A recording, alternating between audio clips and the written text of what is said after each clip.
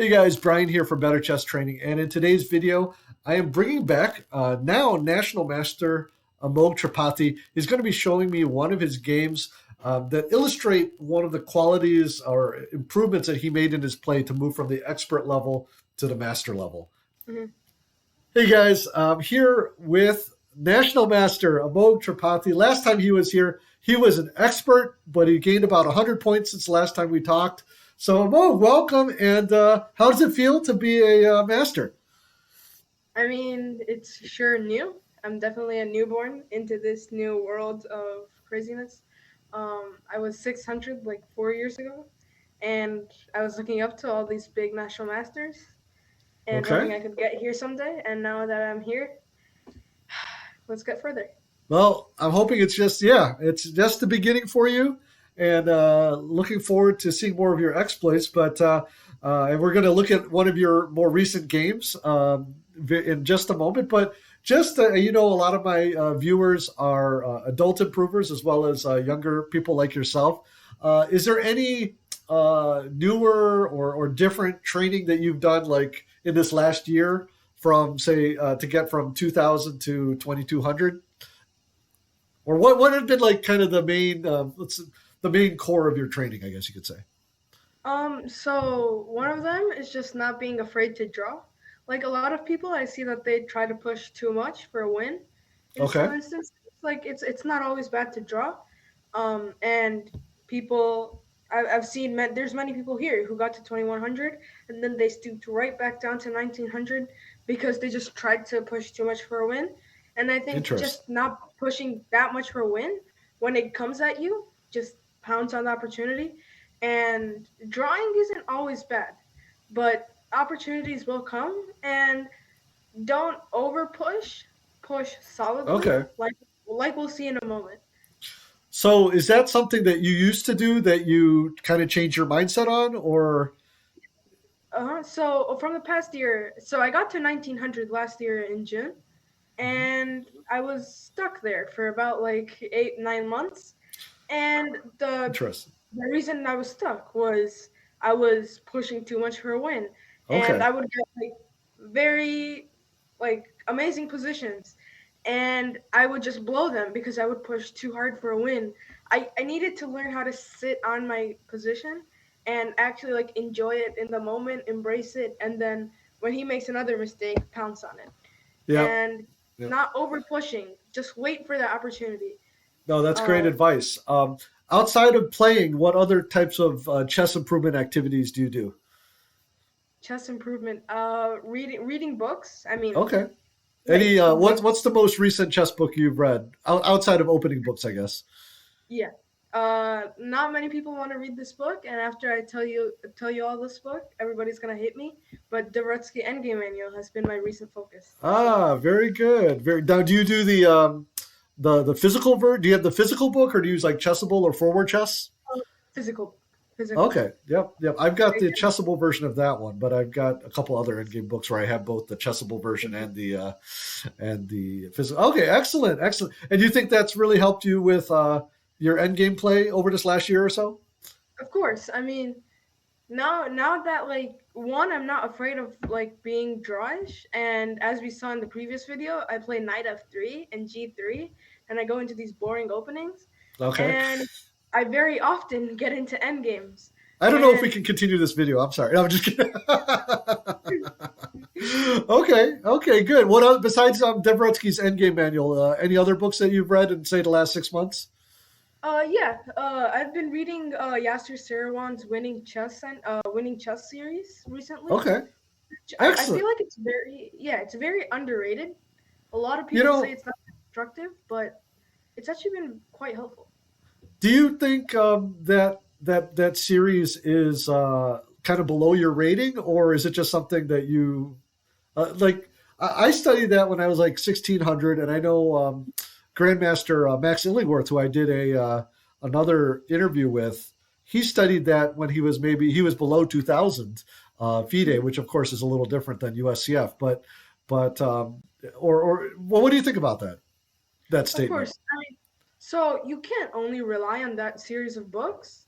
I Okay. mean, It's like you eat a chili and then you don't drink water, and then you Yeah. just you die to death because your tongue is burning. Like Okay. it gives you the ideas, but then you need to polish it with other books, such Okay. as So you kind of the like it as sort of a foundation? it's a foundation. Okay. That's Excellent. Excellent. Okay. Well, you know what? I'm going to put links to those books down in the description below. And mhm. I think I've talked about Yasser Sirwan's book and the Endgame Manual in other videos along the way. Actually, Endgame Manual I usually don't recommend to under 2,000 players. Even though I have it, I haven't, except for the pawn and rook and pawn endgames. Mhm. I've studied some other endgame books. So you know what? I'll put those some other recommendations for under 2,000 down below. But you know what? Let's get to your game, Amogh. Why don't you set the background here and tell me a little bit about the setting of this game before you get into it? Of course. So this was played around 9 months ago at the Okay. 2021 Pittsburgh Open. I was white here against Roger Andrew Pauly, who was a 2000. And before the game, he made a joke that he's had 60 years of experience compared to my four, which is quite evenly balanced. Uh, let's not judge. Yeah, and I was at, this was round four.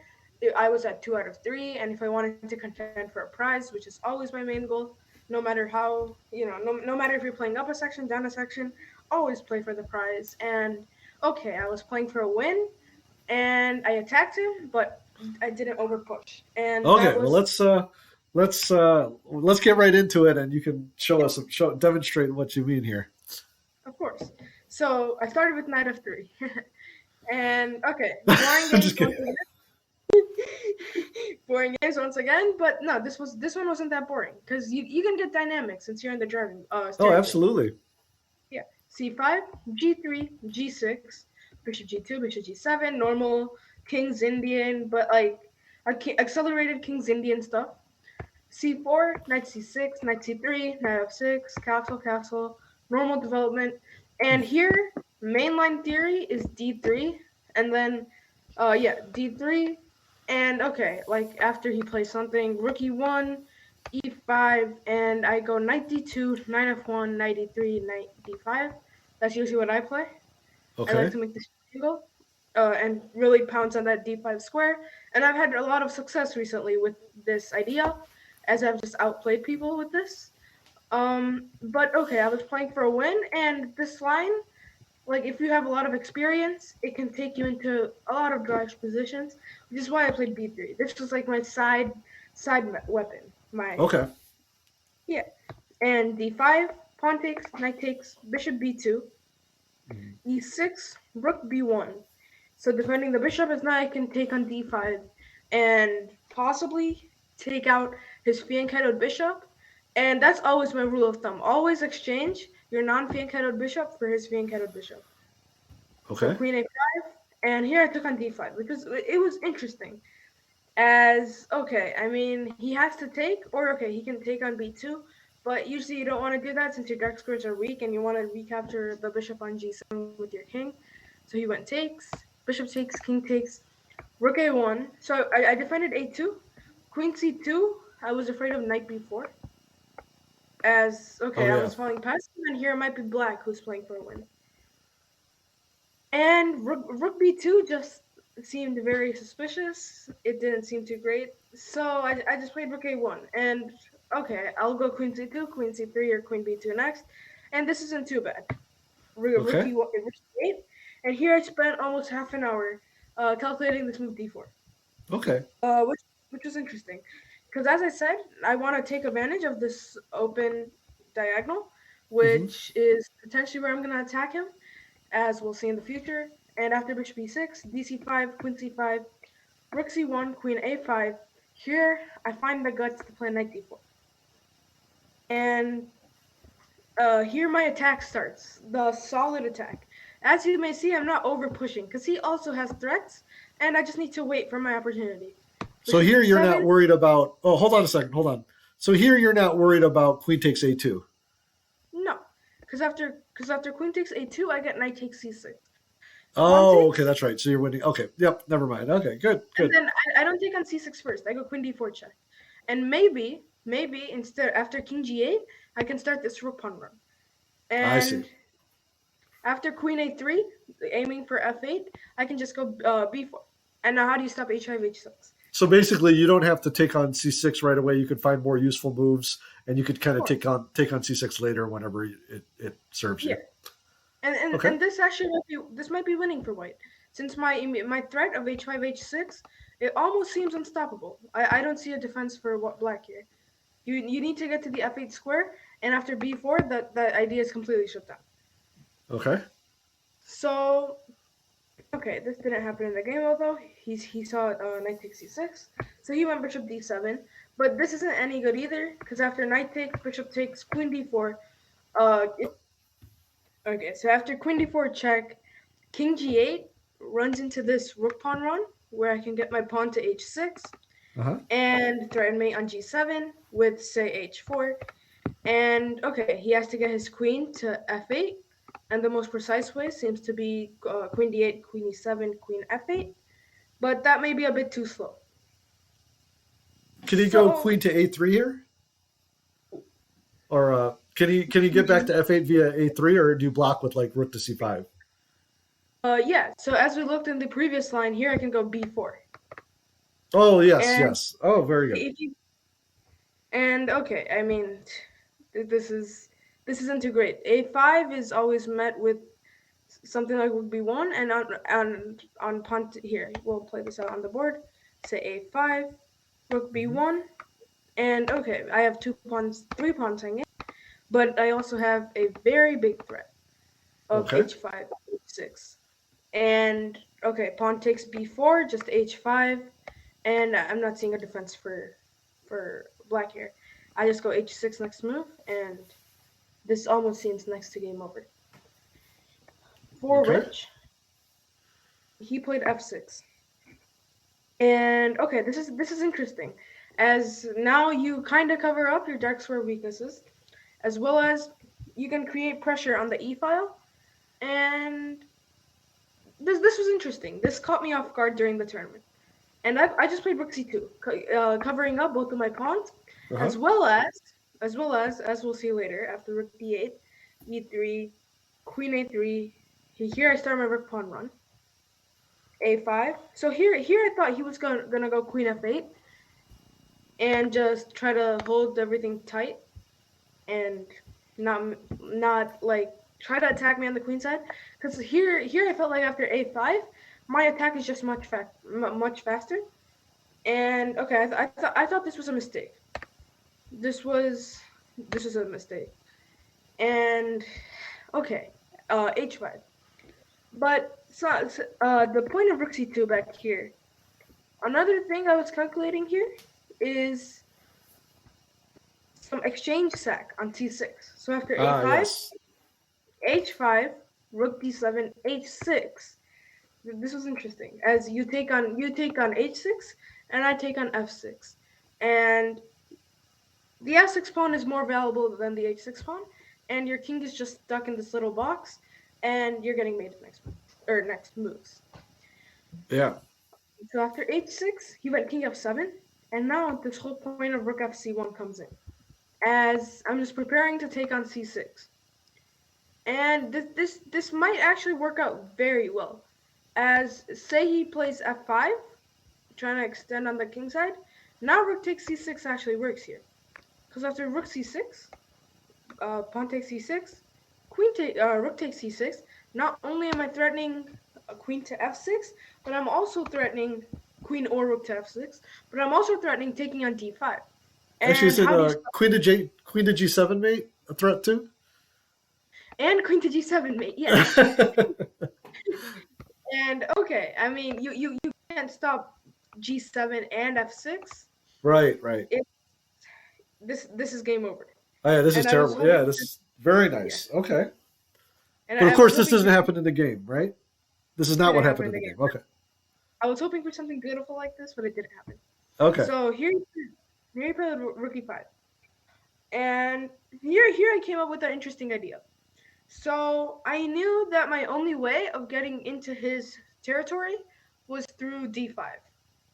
Although D5 is very well protected with that rook on E5 and that bishop on C6.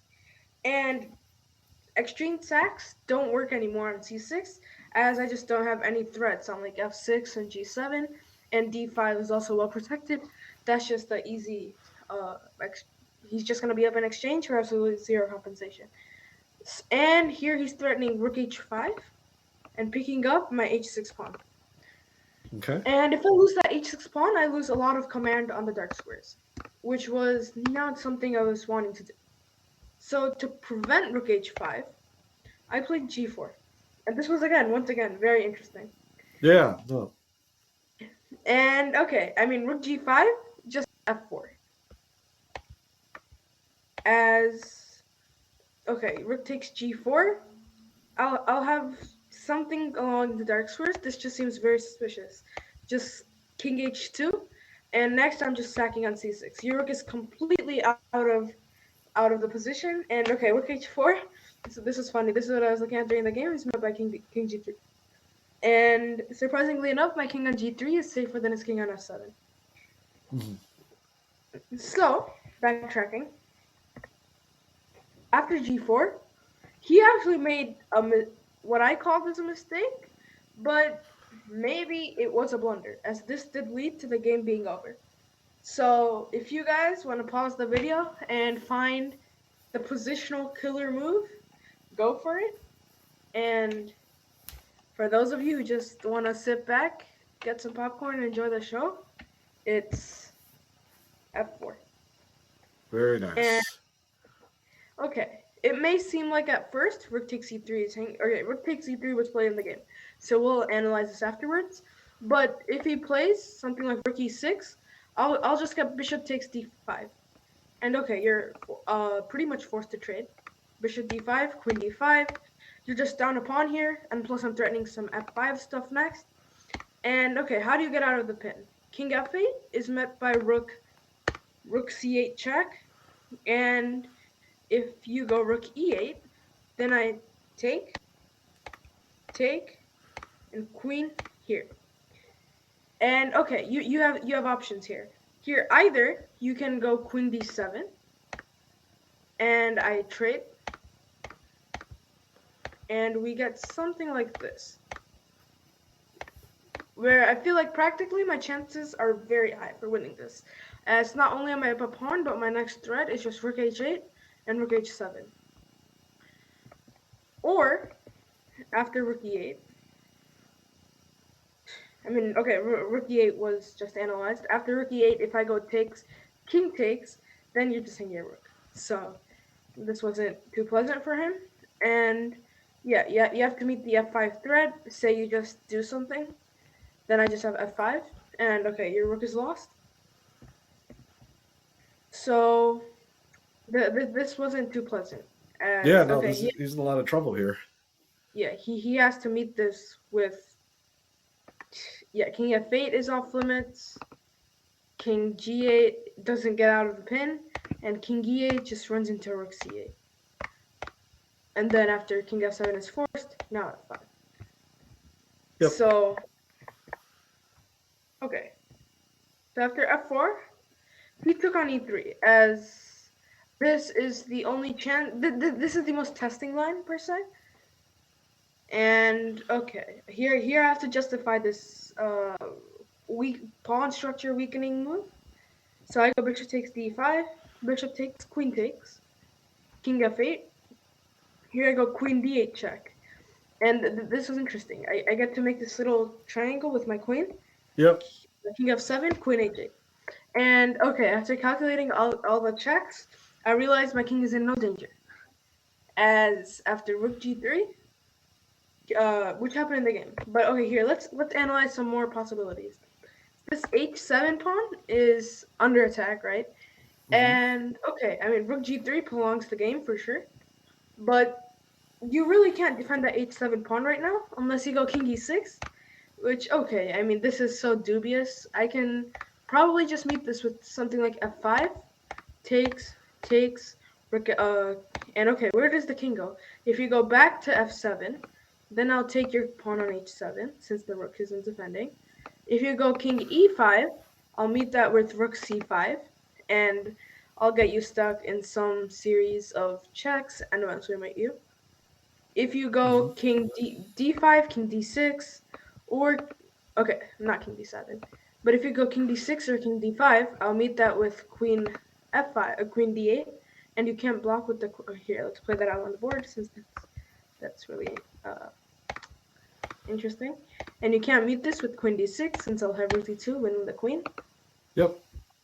And okay, I mean this almost makes the king completely vulnerable unless you take on f5. But here I just get check. And okay, I'm gonna pick off the f7 pawn next. Wherever you go, say g4, I'll just pick off this f7 pawn. Next, I'm just threatening rook g2, rook c4, queen f4, queen f5. I mean, all of these threats are just completely unstoppable, and Yeah. this looks pretty hopeless. Pretty hopeless. So, king e6 was an option. Otherwise, what happened in the game was rook g3, which prolongs the game. King h2, and now rook takes g4. And okay, if we examine this, the reason I went king h2 is to get out of any possible checks. Like, okay, here I Hmm. was falling under time pressure since this is move 31, and I had to make 9 more moves to reach time control. And okay, I only have like 4 or 3 minutes if I'm remembering correctly. And this tournament had delay, not increment. So I had to use my time wisely. And okay, I didn't have time to calculate king f2 or king f1. I just realized that king h2 was safe. Okay. And I played it, yeah. Rook takes g4, queen h7 check, queen takes h7 check, king e6, rook e2, winning the rook, pretty much. Since if you Very go nice. king, yeah, if you go king f5, okay, your rook is just hanging. If you go king d6, your rook is hanging since queen 6. Okay, and you lose your queen. Um, Yeah, and if you go king d5, okay, once again your rook is hanging. And if you go king d7, keeping your rook in all check, just rook d1, and okay, your king is forced to e8 after queen g8 is a beautiful mate. Very So, nice. Okay. otherwise, if you leave, like if you go somewhere on the c file, you just lose your rook. So here he realized that all of that nonsense wasn't worth getting into. He went king f5, and okay, queen takes, rook takes. Here the ending was really beautiful. Rook h4 check, king d3, and here he actually resigned. Point being, he thought that he could take h6 and possibly prolong the game, but here white has a beautiful mate in one. Yep. Everyone, you guys Just can find it. We'll give you 2 seconds here. Pause the video if you need more than 2 seconds. Okay. Excellent. Now let's just show it to him just to. so if he goes rook takes h6, being super greedy, I get this beautiful mate with rook c5. Very nice. I hope you guys all And got that. Excellent hopefully, game. So go back to the position where he resigned just so everyone can see that again. of course. So it was here on move 37 Yep. that Black resigned the game. So you can see. And Yeah, very nice. yeah. And okay, I mean, there's nothing much more to be done. As okay, you can't take the h6 pawn, which is now a passed pawn. You're just down a complete rook. You don't even have any pawns to show for it. And you're dealing with mate threats. Rook g4 is just met by king h3. And you're out of checks. Next, the threat is just here, and winning the rook. And also, I'm just threatening to, push pawn. And okay, I mean, what do you do here? You can't put the rook on the h file anymore since my king beautifully occupies all the squares. King takes f4 is off limits as rook c4, winning the rook on g4. And after king h3, if you try to bring your king back, just h7. Yep. Or possibly more precise than h7 is takes, pawn takes, and now h7. Hmm. As okay, now the king is vulnerable to checks along the fifth. Along the fifth. And okay, this seems pretty hopeless. I mean, next I can just try to trade rooks, and there No, aren't many it's chances. Right. yeah. I think it's pretty clear to everyone that you're gonna win. You'd be winning this game. So excellent. That must have been an exciting game to play. There's a lot of tactics involved and a lot of calculation. How did it feel like during the game? Was it pretty tense? Of course. I mean, I was playing for a win against this person who has, let's do the math, 15 times more experience than I do. Yep. And and okay, I thought I was going to be out experienced, but no, I mean, I pushed for my win with creating chances along the way with solid play, not over pushing for the win. And that was the whole point of this game. Like, don't over push for the win. Like, wait for your opportunity. Once it comes, pounce on it. Very And good. That's a good that's what I lesson. did. No, Yeah. that's a great lesson for everyone to learn is that, let those opportunities come to you, be patient. Obviously, if you can see a forced line, then obviously you want to go for it if we see a forced win. But when you have a positional advantage, like you showed here, Hmm. you really just have to keep up that pressure, and then the eventually his position's going to collapse. Like you said, he was trying to defend pretty tough, but with all the pressure you were putting on, it was just very difficult for him to do so. And I like the you had opportunity to maybe try to force the issue with the exchange sacrifice, but you didn't need to risk that when you saw a much clearer way to win. So that was great. Yeah. And okay, yeah, as you said, I mean, he had so many weaknesses. Not only were his dark squares a problem after he exchanged his bishops, also my invasion on the queen side. And as y'all may know, I mean, you can defend one weakness, but not two. Yep. And okay, that's what ended up happening. I was threatening a bunch of mates here on the dark squares, as well as I was invading with my queen on the queen side. I mean, it was a complete mess. And yeah, I mean, Excellent. No, excellent game. We're going to close up there. But just like last time, guys, Amogh is happy to answer any questions. I know we kind of went through some of this game kind of quickly. I have a little time limit on my end of it here, but I'm sure Amogh will probably share some more in the future, and maybe we'll do more of a proper interview, kind of talking about chess improvement and that as well. But just to close up, and Amogh, I'll let you close up in a moment, but I really am enjoying watching your journey. I know we have a mutual friend in Stacia Pugh, who's also has been on this channel, has been featured here as well. And we, both of us as slightly older, improving players, really enjoy watching your development and wish you the best. So, with that in mind, is there anything else you want to say before we close up for today? I mean, not much. Just keep on giving me advice. As okay, I'm still young. I'm only 14, and okay, I'm always looking forward to it. I got some nice advice in the previous video, Very good. and I tried to improve it in this video. Hopefully, if you know who you are, hopefully you leave me a comment below and tell me that I did better this time or worse. I don't know. Well, And yeah. Oh, yes, I remember. Yeah. Well, you have a great attitude about it. That I think that's going to serve you well in chess and in life. You have a very good attitude about learning and receiving constructive criticism. Mhm. So that's and great. Again, leave some comments down below, and we will talk to you soon, Amogh. I'm sure we will be back again in the future. And really enjoyed checking out this game. It was a great victory. And we'll see you next time, guys. of course, happy checkmating. Hey, guys, I hope you enjoyed that video. Amogh enjoys making them, and I enjoy getting some insights from him. So check out his last video over here, or his first video that he had with us. And down below, subscribe to the channel. And I hope you guys have a great day. Talk to you soon.